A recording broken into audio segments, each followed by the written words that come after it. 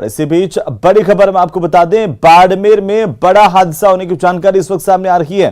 3 मासूम पानी में डूबे हैं, 2 का रेस्क्यू कर उन्हें बाहर निकाला गया। 1 मासूम को निकालने के लिए फिलहाल रेस्क्यू ऑपरेशन जारी है। तालाब में नहाने के लिए पांचों गए थे और इसी दौरान हादसे का शिकार हुए। बाड़मेर के सोन तालाब की घटना बताई जा रही है। मौके पर डीएसपी और विधायक मेवाराम भी पहुंचे हैं। बड़ी खबर है बाड़मेर से इस वक्त की बड़ी और अहम जानकारी। बड़ा हादसा बाड़मेर में हुआ, 3 मासूम पानी में डूबे हैं। हालांकि 2 मासूम को पानी से बाहर निकाल लिया गया, उनका रेस्क्यू किया गया है। 1 मासूम को निकालने के लिए रेस्क्यू ऑपरेशन जारी है। मेवाराम जैन जो कि विधायक हैं, अब वो मौके पर पहुंचे हैं। सोन तालाब की घटना बताई जा रही है, साथ ही डीएसपी इस वक्त मौके पर पहुंचे हैं। बड़ी जानकारी इस वक्त की, तालाब में नहाने गए 5 मासूम जानकारी सामने आ रही है। 3 मासूम पानी में डूब गए, बड़ी खबर है इस वक्त की। ज्यादा जानकारी के साथ सहयोगी प्रेमदान हमारे साथ जुड़ चुके हैं। प्रेमदान, क्या जानकारी अपडेट इस वक्त आपके पास है इस पूरे मामले को लेकर? देखिए, मैं बताना चाहूंगा कि यह शहर के पास में ही तालाब है, जहां पर 5 मासूम जो है वो नहाने के लिए उतरे थे, जिसमें से 1 निकल गया, लेकिन 3 अंदर जो डूबने की स्थिति में 2 को तो रेस्क्यू कर बाहर निकाल दिया गया है, लेकिन 1 अभी तक बच्चे को बाहर नहीं निकाला गया है। उसका रेस्क्यू ऑपरेशन जारी है अभी तक बाहर, क्योंकि मौके पर पुलिस और प्रशासन के साथ में बाड़मेर विधायक भी मौके पर पहुंचे हैं और मासूम जो छात्र है उसको निकालने का प्रयास किया जा रहा है। कोई जानकारी इनके मिल पाई है, कौन थे, कहाँ के थे, किनके थे? और 5 मासूमों के डूबने की जानकारी जो सामने आ रही है, उसमें से 3 का कोई अता पता चल पाया है अभी? देखिए, 3 को, जो 5 मासूम थे उनमें से 2 तो उसी समय निकल गए, उसके बाद में 2 को रेस्क्यू कर निकाल दिया गया और 1 मासूम जो है वो अभी भी अंदर है। हालांकि उसको निकालने के प्रयास किए जा रहे हैं, लेकिन क्योंकि जब तक नहीं दिख रहा है, सामने नहीं दिख रहा है, तब तक ये चीजें तो चारों सकुशल है अभी? बाकी सारे सकुशल है। 1 की स्थिति जो है वो कहीं नहीं जा सकती जब तक कि उसको बाहर नहीं निकाला जा सकता। कौन कौन मौके पर मौजूद है और कैसे ये पानी में डूबे? वहां पर क्या कोई था नहीं, एक लापरवाही भी कि बच्चे इस तरह से तालाब तक चले गए, किसी ने देखा नहीं? तालाब के अंदर मासूम नहाने के लिए उतरे थे और ये स्कूल से आते वक्त ही इस तरीके के इन्होंने किया है, तो नहाने के लिए उतरे थे। उस समय 5 में से 2 पहले निकल गए और जैसे ही उनको लगा कि अंदर आगे बोर्ड है, क्योंकि आगे जो 3 थे वो 2 निकल गए। 2 को रेस्क्यू कर, क्योंकि मौके पर आसपास के लोगों ने तुरंत ही उनको देखा तो तुरंत ही 2 को निकाल दिया। 1 जो है वो अभी तक निकाल नहीं पाया है, उसके लिए रेस्क्यू चल रहा है। जी, कितने साल के ये बच्चे हैं? कौन सी क्लास के, कितने साल के हैं? स्कूली बच्चे हैं, क्योंकि तुरंत उनको सबको हॉस्पिटल लेके चले गए हैं, तो हॉस्पिटल पहुंचने के बाद में कंफर्म होगा कि कौन सी क्लास में पढ़ने वाले बच्चे थे। लेकिन मौके पे जो है वो बाड़मेर के विधायक है मेवाराम जैन है, सीईओ है, पुलिस के आला अधिकारी मौके पे। एक बच्चा पानी में डूबा है, ये बड़ी खबर है बाड़मेर में। बहुत शुक्रिया प्रेमदान। 1 बच्चे के पानी में डूबने की खबर मिल रही है। दरअसल जानकारी के मुताबिक 5 बच्चे गए थे तालाब में नहाने, 4 बाहर हैं और 1 बच्चे का पता नहीं चल पाया है, उसका रेस्क्यू ऑपरेशन अभी जारी है। और इसी बीच जोधपुर से बड़ी खबर हम आपको बता दें, सीआरपीएफ जवान सुसाइड मामले में इस वक्त की सबसे बड़ी अपडेट आ रही है। कुछ मांगों पर सहमति बनने की जानकारी मिल रही है और जानकारी के मुताबिक जो बच्ची को लेकर के मांग थी, बच्ची को अनुकंपात्मक नियुक्ति देने की, वो बात सीआरपीएफ की तरफ से मान ली गई है। मुफ्त शिक्षा की भी शर्त मानने के लिए सीआरपीएफ तैयार है और ये भी कहा गया सीआरपीएफ की ओर से कि शव उठाते 50,000 रुपए नकद देंगे और साथ ही साथ 25 लाख रुपए का चेक तैयार किया गया है। गिरफ्तारी और न्यायिक जांच पर बात नहीं बन पाई है। आपको बता दें कि सीआरपीएफ ट्रेनिंग एडीजी रश्मि शुक्ला दिल्ली से यहां पर पहुंची हुई हैं, सर्किट हाउस के रूम नंबर 2 में ठहरी हुई हैं। बातचीत का दौर चल रहा है। सर्किट हाउस में ही आरएलपी के सुप्रीमो और नागौर सांसद हनुमान बेनीवाल बैठे हुए हैं और साथ ही साथ यहां पर पुलिस के आला अधिकारी जो है वो भी मौजूद हैं। बातचीत का दौर अभी चल रहा है, लेकिन 5 मांगों पर अभी तक सहमति बनने की बात सामने आ रही है। 7 सूत्रीय मांगों को लेकर के लगातार प्रदर्शन और जो सीआरपीएफ जवान की सुसाइड हुई उस पूरे मामले को लेकर के लगातार जो गतिरोध की स्थितियां हैं वो अभी क्लियर नहीं हो पाई हैं। ज्यादा जानकारी के साथ सहयोगी चंद्रशेखर व्यास हमारे साथ जोधपुर से हैं, सहयोगी फोनलाइन पर। चंद्रशेखर, क्या अपडेट है इस पूरे मामले पर? देखिए, इस मामले में बड़ा अपडेट ये है कि अब जो है मृतक नरेश जाट के पिता लिखमाराम को जो है वार्ता में बुलाया गया है। जो हनुमान बेनीवाल के कक्ष में फिलहाल वार्ता चल रही है, जिसमें सीआरपीएफ की ट्रेनिंग एडीजी रश्मि शुक्ला मौजूद है, खुद हनुमान बेनीवाल मौजूद है, इसके अलावा जोधपुर पुलिस कमिश्नर रविदत्त गौड़ मौजूद है। अब जो है मृतक के पिता को भी बुलाया गया है। कहीं ना कहीं जो 7 सूत्रीय मांगे थी उसमें 5 मांगों पर जो है पूर्व में सहमति बन चुकी थी और 2 मांगों पर जो सहमति बनना बाकी थी। लगातार करीब आधे घंटे से जो वार्ता का दौर जारी है और अब मृतक के पिता को बुलाया गया। इसको देख के ये लग रहा है कि कहीं ना कहीं सहमति बनती नजर आ रही है, जिसको लेकर जो है उसके मृतक के पिता को यहाँ पे बुलाया गया। अब संभवतः उसकी सहमति लेने के बाद जो आगे का निर्णय हनुमान बेनीवाल बताएंगे और फिलहाल जो है वार्ता का दौर जारी है। जी, बात अटकी कहाँ पर है?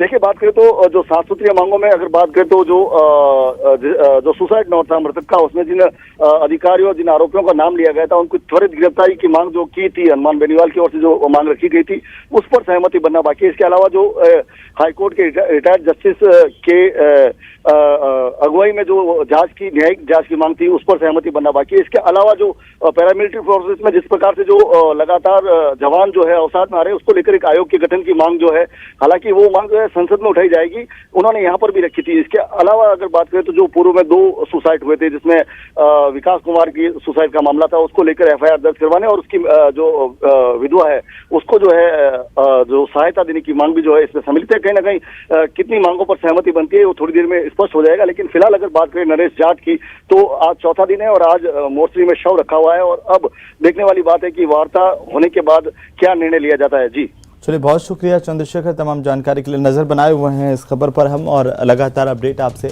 लेते रहेंगे। बहरहाल 5 मांगों पर सहमति बनी है, बातचीत का दौर जारी है और आज उम्मीद की जा रही है कि सीआरपीएफ और जो ग्रामीण है प्रदर्शनकारी है उनके बीच में सहमति बन जाएगी।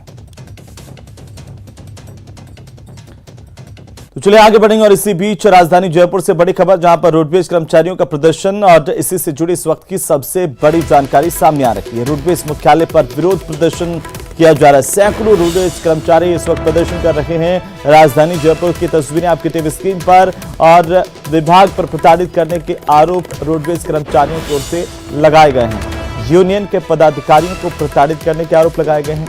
विभाग पर श्रम कानूनों के उल्लंघन के भी आरोप लगाए गए हैं। बड़ी खबर है, रोडवेज कर्मचारियों की ओर से मोर्चा खोल दिया गया है और प्रदर्शन लगातार जारी है।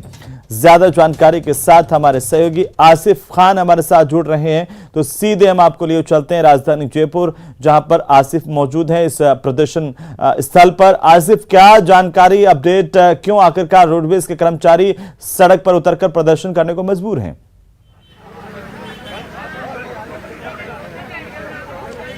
पिछले काफी समय से प्रदर्शन किया जा रहा था। इससे पहले भी राजस्थान रोडवेज एम्प्लॉइज ने ये 3 दिन के लिए लगातार प्रदर्शन किया था।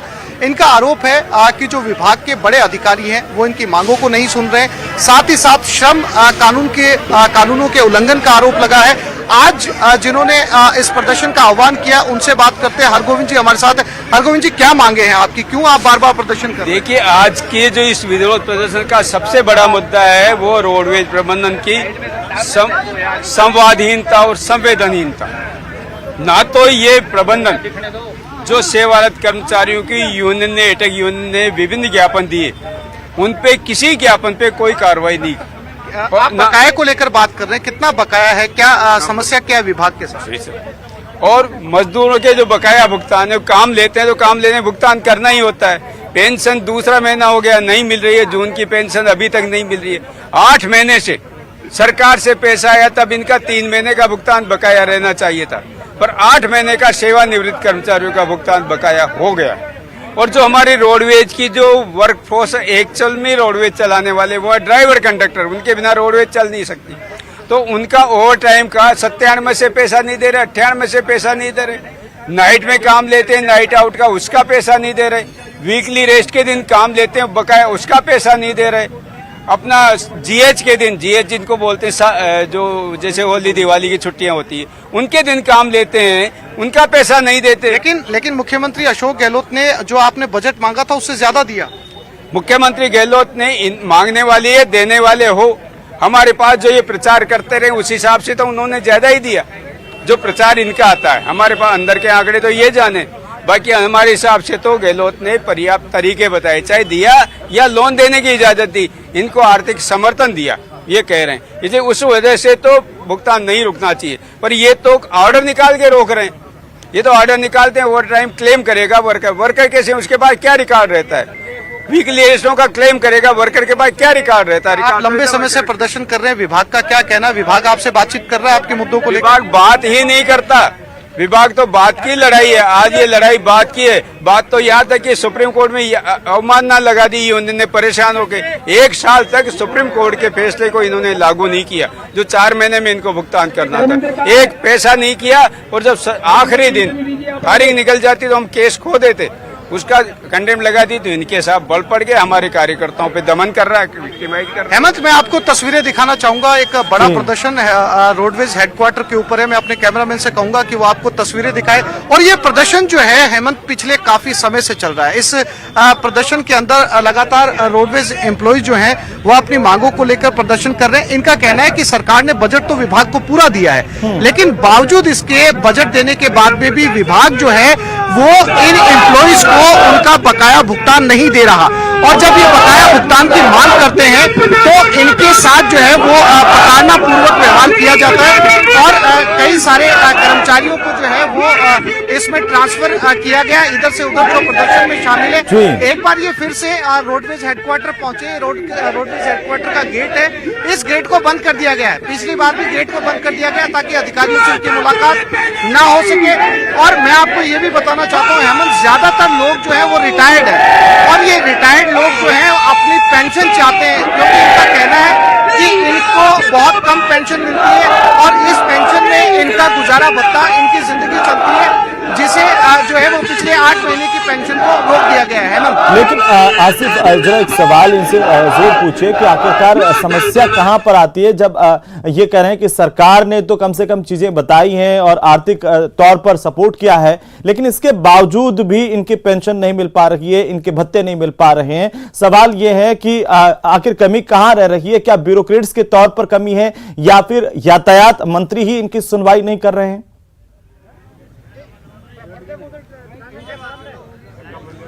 स्टूडियो से ये सवाल है, आप लगातार जो है वो प्रदर्शन कर रहे हैं। सरकार ने आपकी पूरी मदद की, बजट में जो घोषणा थी आपके अनुरूप जो है बजट बता रहे हैं, आप ही के पदाधिकारी बता रहे हैं कि बजट जरूरत से ज्यादा दिया गया, तो क्या विभाग आपको सहयोग नहीं कर रहा आपका बजट देने में? जी, एक्चुअल क्या है कि सीएमडी साहब संवेदनशील है, वो हमारी किसी भी वार्ता को एक तो करना ही नहीं चाहते।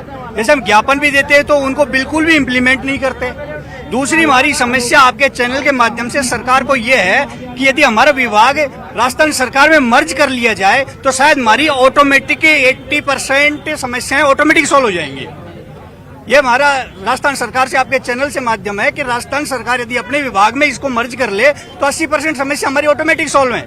आज भी आप मिलने आए क्या? जी, सीएमडी साहब से हम मिलने आए हैं कि जो हाई कोर्ट के आदेश हैं, नाइट के अलाउंस के, सुप्रीम कोर्ट के आदेश हैं, पहले हाई कोर्ट से फिर सुप्रीम कोर्ट से गए थे, उन आदेशों को इम्प्लीमेंट नहीं किया गया अब तक, जो कि काफी लंबा टाइम चला हुआ है, जिसके लिए। ठीक है हेमंत, हमारे साथ एक महिला भी है जो प्रदर्शन में शामिल है। आपकी क्या मांगे? ये हमारी आज मांगे के लिए आए हैं, हमारी मांगे सारी पूरी करें जो भी बात के लिए। हेमंत, जैसा कि आपने सवाल किया था और सवाल का जो मर्म है वो यही है कि विभाग जो है, विभाग का सहयोग नहीं मिल रहा। इनका आरोप है जो विभाग के सीएमडी हैं वो संवेदनशीलता नहीं बरत रहे। अगर वो इनके साथ कर्मचारियों के साथ बातचीत करें, जो रिटायर्ड कर्मचारी वो इनके साथ बातचीत करें, पिछले कई महीनों से मिलने के लिए समय मांग रहे, मिलने का समय देने के बावजूद उन्होंने मिलने से जो है वो इनकार कर दिया। आज एक बार फिर पहुंचे, आज एक बार फिर इनके आगे गेट बंद कर दिया गया। आज फिर मिलने की कहीं जो है संभावना हेमंत नजर नहीं आती। बिल्कुल आसिफ, चलिए बहुत शुक्रिया तमाम जानकारी के लिए, हमारे साथ जुड़ने के लिए। लगातार हम अपडेट आपसे लेते रहेंगे। बहरहाल आगे बढ़ेंगे और अब बात करेंगे शहर शहर अनूठे प्रदर्शन की।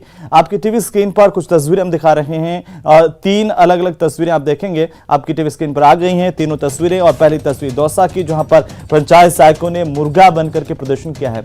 दूसरी तस्वीर सिरोही की है, जहां पर भी पंचायत सहायकों की ही तस्वीर है और यहां पर पंचायत सहायकों ने अर्ध नग्न प्रदर्शन किया है। और तीसरी और आखिरी तस्वीर आप देखिए, दंडवत प्रदर्शन करके अपनी मांगों को सरकार तक पहुंचाने के कवायद पंचायत सहायक कर रहे हैं और मांग यही है कि सरकार कम से कम उनकी बात सुन ले। अलग अलग जगहों से प्रदर्शन की तस्वीरें सामने आई है और यहां पर पंचायत सहायकों की ओर से लगातार प्रदर्शन किया गया है।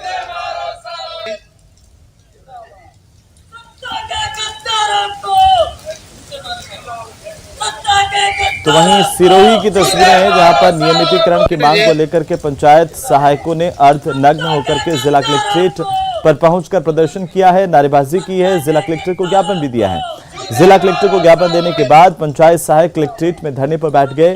भारी बारिश के बीच पंचायत सहायकों ने कलेक्ट्रेट में राज्य सरकार के खिलाफ जमकर हल्ला बोला और नारेबाजी की। इसके साथ ही उन लोगों ने सरकार पर वादा खिलाफी के आरोप लगाए हैं।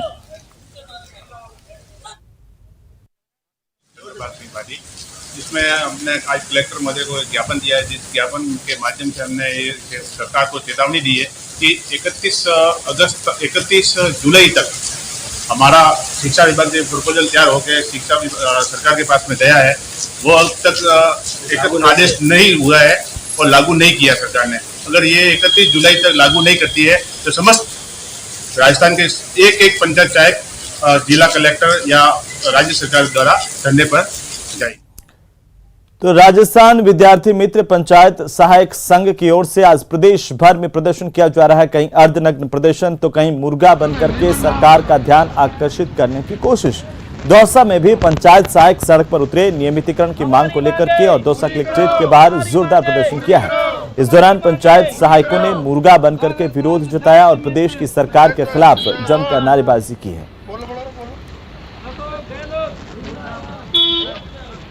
पंचायत सहायकों का आज पूरे प्रदेश भर में प्रदर्शन चल रहा है। दौसा कलेक्ट्रेट के बाहर भी पंचायत सहायक प्रदर्शन कर रहे हैं। इनकी मांग है नियमितीकरण किया जाए और दौसा जो कलेक्ट्रेट है इसके बाहर अनूठे अंदाज में प्रदर्शन कर रहे हैं। मुर्गा बनकर ये प्रदर्शन किया जा रहा है और यहाँ पर तो पंचायत सहायकों से हम बात करने की कोशिश करते हैं, इनके अध्यक्ष से हम बात करने की कोशिश करते हैं कि आप एक मिनट बताओ कि क्या मांग लेकर आप ये काम कर रहे हो। पिछले 13-14 साल से हमारी सरकार से नियमितीकरण की मांग है। अल्प मानदेय में हमारे साथी जो 24,000 के करीब हैं वो काम कर रहे हैं, लेकिन सरकार जब चुनाव की जो टाइम आता है उस समय तो सरकार बढ़े चढ़कर कहती है कि हमें तुमको नियमित करेंगे, लेकिन जब एंड टाइम समय निकल जाता है लास्ट में करेंगे करते वादे पे वादे करते जाती है और हमें हमेशा जो भी सरकार आ रही है वो हमें लॉलीपॉप ही दे के जाती है। अगर आपकी बात नहीं मानी तो आगे में आंदोलन कैसा रहेगा, क्या रहेगा? आगे अगर सरकार पहले सरकार ने 25 जो पिछली तारीख गई 25 तक हमें टाइम दिया था एडॉप्ट का, 25 जून तक। उसके बाद में सेवा नियम और एडॉप्ट करके आपको सेवा नियम में लिया जाएगा और नियमित किया जाएगा, लेकिन सरकार उसके नहीं वो टाइम भी निकल गया और उसके बाद में जब सरकार अपने वादे से मुकर रही है तो मजबूरन हमें आंदोलन करना पड़ रहा है। आज हम 33 जिलों में सरकार को ज्ञापन देके मुर्गा बन के अर्धनगर प्रदर्शन करके चेता रहे हैं। अगर सरकार समय रहते 1 तारीख तक हमारी मांगों को नहीं मानती है, हमारा जो कार्य नहीं करती है, तो आने वाले 1 तारीख से हम बड़ा उग्र आंदोलन करेंगे राजस्थान में। बिल्कुल ये चेतावनी है स्पष्ट शब्दों में कि यदि इनकी नियमित नहीं किया गया तो 1 तारीख से बड़ा आंदोलन किया जाएगा और दौसा में मुर्गा बनकर ये प्रदर्शन किया गया है। राजस्थान के अलग अलग जिलों में अलग अलग तस्वीरें देखने को मिल रही हैं। आशीष शर्मा, न्यूज़ 18 दौसा। तो वहीं कोटा में पंचायत सहायकों ने नियमितीकरण की मांग को लेकर के अनोखा प्रदर्शन किया है। पंचायत सहायकों की ओर से यहां पर दंडवत किया गया और जिला कलेक्टर को मुख्यमंत्री के नाम एक ज्ञापन भी सौंपा गया।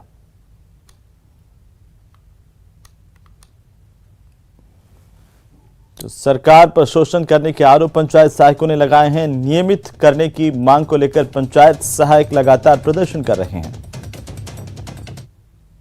14 साल से वादाखिलाफी कर रही है पंचायत सहायक और विद्यार्थी मित्रों के। सरकार को एक बार फिर जो हमारे 75 दिन के आंदोलन में जो हमारा समझौता हुआ था उसको ध्यान में दिलाते हुए चेतावनी के रूप में दंडवत करते हुए कोटा जिले के पंचायत सहायकों ने आज कलेक्टर के माध्यम से ज्ञापन दिया है। मांग तो ये जो वर्षों से चली आ रही 14 वर्षों से जो नियमितीकरण, हालांकि सरकार ने एक जो लॉलीपॉप दिया था अडॉप्शन का वो अभी तक कंप्लीट नहीं हुआ है। कभी 25 जून तारीखें पे तारीखें देती आ रही है, लेकिन अभी तक उसका कोई पूर्ण रूप से उस पर कार्य नहीं। तो वहीं अजमेर में स्कूल को क्रमोन्नत नहीं करने के बाद हिंदी माध्यम के विद्यार्थियों को टीसी देने के मामले में ग्रामीणों का धरना दूसरे दिन भी जारी है। ये मामला जिले के सराधना में राजकीय उच्च माध्यमिक विद्यालय के महात्मा गांधी अंग्रेजी स्कूल में क्रमोन्नत करने का है। शिक्षा विभाग के फैसले के खिलाफ बड़ी संख्या में ग्रामीणों ने स्कूल में ताला लगाकर बाहर टेंट लगाकर धरना शुरू कर दिया। धरने को आसपास के सरपंचों ने भी अपना समर्थन दिया। आसपास के गांवों के सरकारी स्कूलों में भी तालाबंदी करने की चेतावनी दी गई है।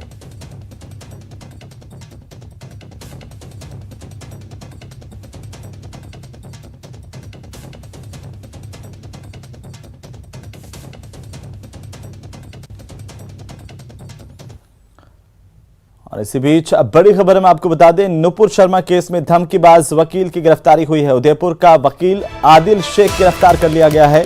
नुपुर का समर्थन करने वाले को आदिल ने धमकी दी थी। उदयपुर बार ने आदिल की सदस्यता अस्थायी तौर पर रद्द कर दी है। बड़ी खबर है, उदयपुर बार की ओर से आदिल की सदस्यता को अस्थायी तौर पर रद्द किया गया है और इस पूरे मामले में धमकीबाज वकील की गिरफ्तारी हुई है। उदयपुर का वकील आदिल शेख गिरफ्तार किया गया। न्यूज़ 18 राजस्थान पर सबसे पहले हम आपको बता दें, नुपुर शर्मा के इस मामले को लेकर के धमकीबाज वकील की गिरफ्तारी हुई है।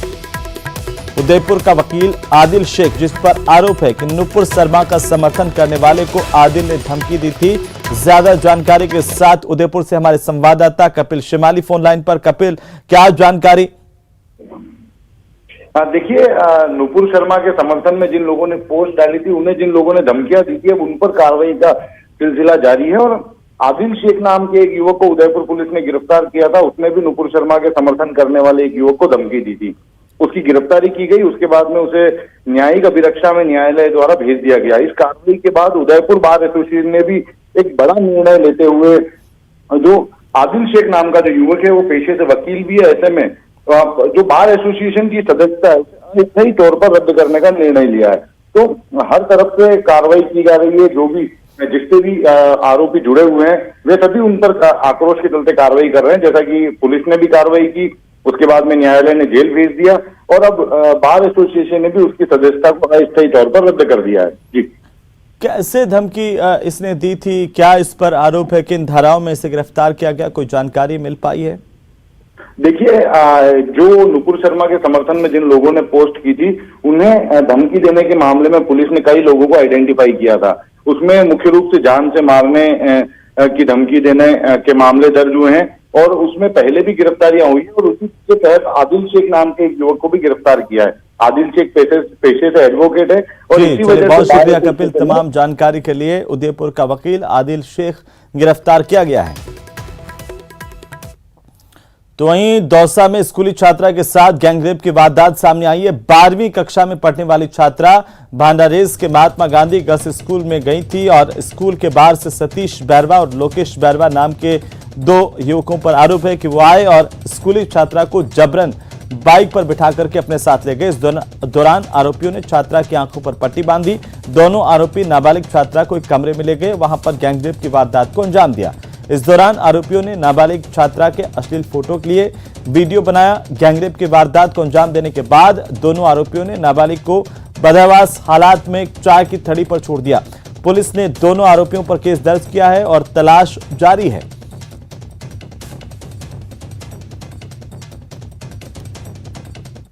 भंडारेज के पास में दलालपुरा की ढाणी गांव की एक नाबालिग बच्ची की तरफ से जो केस दर्ज हुआ है महिला थाने में, उसका ये कहना है कि वो सुबह स्कूल गई थी, तो स्कूल है जो गई थी कोई फोटोकॉपी दुकान पे दो बच्चे आए और दो लड़कों के साथ में जो उसको ले गए और उसके साथ में जो उन्होंने रेप किया और उसके बाद में जो उसको दुकान पे छोड़ के चले गए। इस तरह की रिपोर्ट दर्ज हुई है। रिपोर्ट दर्ज करने के बाद में बच्चे का मेडिकल करवा दिया है। उसके अंग वस्त्र वगैरह जो भी फिजिकल एविडेंस थी वो ले ली है और आगे इसमें इन्वेस्टिगेशन कर रहे हैं। जो भी आरोपी थे उनको पकड़ने के पुलिस पूरा प्रयास कर रही है। तो लड़की को कहाँ से